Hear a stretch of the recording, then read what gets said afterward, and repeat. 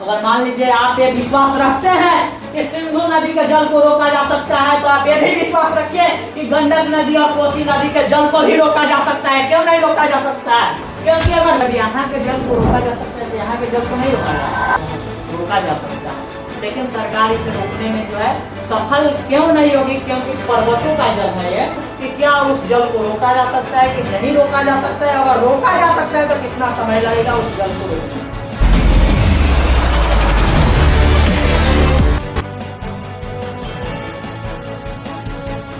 साथियों, जहाँ तक पहलगांव और लंकी हमले की बात है, उसके बाद मोदी जी ने कड़ा एक्शन लेते हुए सिंधु जल समझौता को तोड़ दिया।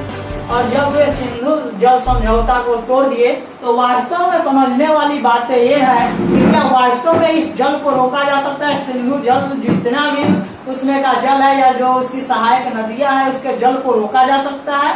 आइए आपको मैं बताता हूँ कि क्या उस जल को रोका जा सकता है कि नहीं रोका जा सकता है। अगर रोका जा सकता है तो कितना समय लगेगा उस जल को रोकने में? देखिए, एक तो ये जो सिंधु नदी है, चाइना से निकल करके मानसरोवर झील से निकल करके ऐसे होकर के पाकिस्तान होते हुए चली जाती है। अब इसमें जो सहायक नदियां है, जैसे झेलम हो गई, चिनाब हो गया, रावी हो गया, ब्यास हो गया और सतलज हो गया, ये सहायक नदी अगर डैम बना करके रोका जाए तब तो ये अगर डैम सभी नदियों पर बनाया जाता है तो ये बनाने में काफी समय लगेगा, कुछ समय लगेगा, जैसे 10 साल, 6 साल, 8 साल इतना समय लगेगा। उसके बाद जो है यह संभव है कि रोका जा सकता है डैम बना करके। लेकिन जब डैम बना करके हम उस जल को रोकेंगे तो इसकी जल को हम रखेंगे कहाँ? अगर यहाँ हम डैम बना करके जल एकत्रित कर लेते हैं तो पानी रहेगा कहाँ? कहाँ रहेगा? तो फिर तो जम्मू कश्मीर में फिर जो है भारत में बाढ़ आएगा अगर उस जल को हम रोकते हैं तो मतलब कहीं ना कहीं सरकार को फिर उस जल को जो है उधर छोड़ना पड़ेगा, नहीं तो समुचित व्यवस्था करके जो है ले जा करके उसको अरब सागर में छोड़ना पड़ेगा। ये समझने वाली बात है कि अगर मान लीजिए कि यहाँ की जल को रोका जा सकता है तो बिहार आप समझते हैं कि कई दशकों से, कई वर्षों से, 100 वर्षों से लगभग या हमेशा से जो है बिहार में बाढ़ आता है और बिहार जो है उत्तर बिहार जो है हमेशा बाढ़ में डूब जाता है। तो इसमें का जो गंडक नदी है, ये जो गंडक नदी है और ये जो कोसी नदी है, ये दोनों गंडक नदी और कोसी नदी, इन दोनों नदियों से हमेशा बिहार जो है प्रभावित रहता है, हमेशा जो है तबाह रहता है इन दोनों नदियों के कारण। तो जब यहाँ के जल को रोका जा सकता है तो यहाँ के जल को नहीं रोका जा सकता है?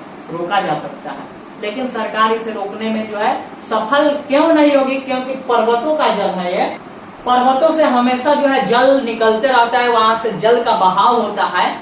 तो जब जल हमेशा निकलेगा, निरंतर निकलेगा, तो जल रहेगा कहाँ? नहीं रह सकता है। अगर मान लीजिए आप ये विश्वास रखते हैं कि सिंधु नदी के जल को रोका जा सकता है, तो आप ये भी विश्वास रखिए कि गंडक नदी और कोसी नदी के जल को भी रोका जा सकता है। क्यों नहीं रोका जा सकता है? क्योंकि अगर सिंधु नदी का जल रोकने की व्यवस्था सरकार कर सकती है तो हमेशा बाढ़ से प्रभावित होने वाले बिहार को भी बचाने के लिए कोसी नदी और गंडक नदी पर डैम लगा करके वहां के जल को भी रोका जा सकता है।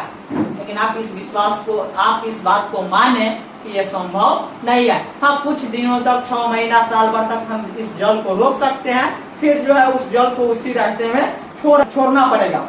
क्योंकि प्राकृतिक रूप से ना हम जल को रोक सकते हैं, ना अग्नि को रोक सकते हैं, ना बाढ़ को रोक सकते हैं, ना सुखाड़ को, अर्थात कि प्राकृतिक घटनाओं को हम नहीं रोक सकते हैं। जल का प्रवाह एक प्राकृतिक घटना है, उसे हम नहीं रोक सकते हैं।